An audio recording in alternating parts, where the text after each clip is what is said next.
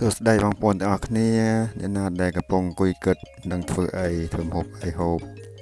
តោះតាសាក់ធ្វើគ្រឿងសមុទ្រក្លុកជាមួយខ្ញុំទាំងអស់គ្នា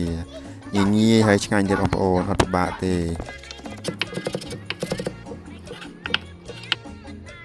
ប៉ាពីកាបងយើងគេច្រាំខ្ទឹមហើយនឹង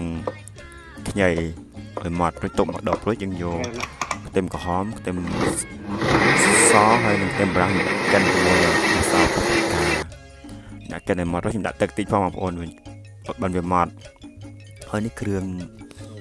របស់យើងមានគ្រឿងសមុទ្រហើយ hot dog ហើយនឹងសាច់ក្រហើយនឹងអានេះប្រកងក្លែងខ្លាយ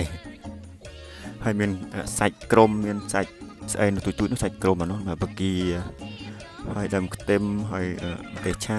ដើមខ្ទឹមយើងទុករយពេលយើងឆ្អិនហើយបងប្អូននេះម្ទេសឆាហើយអានេះ oregano ហើយមានពោត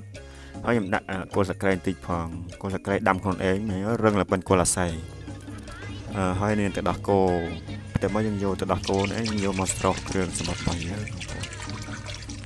យើងចាក់ចូលទៅហើយខ្ញុំដាក់ការ៉ុតបន្តិចផងវាមានជាតិប្លែហើយមានដាក់គ្រឿងទេសអីទេបងប្អូនខ្ញុំដាក់ថាទឹកដោះគោហើយនឹងគ្រឿងសមុទ្ររបស់យើងស្រុះចូលទៅ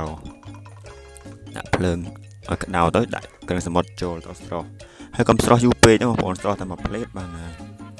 ព្រោះឲ្យគ្រឿងសមុទ្រវាលះឆ្អិនតែយើងស្រុះយូរពេកវាអាចស្វិតទូចហើយនឹងវាអាចឬក៏វាអាចតជារឹងណាបងប្អូនវាអត់ឆ្ងាញ់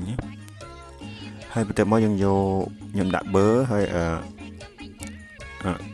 ខ្ទឹមហើយនឹងខ្ញីដែលគេច្រាំនោះយកមកឆា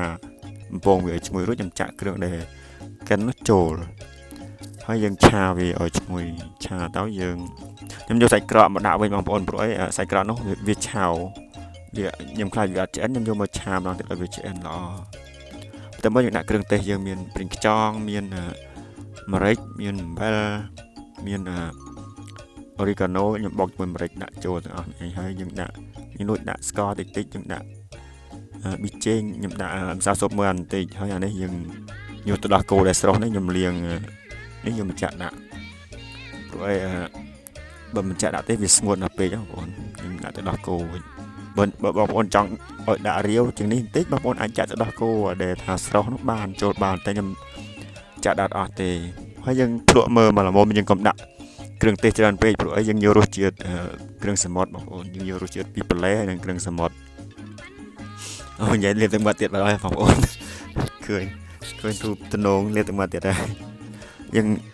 ភ្លក់មើលមកល្មមទៅយើងដួស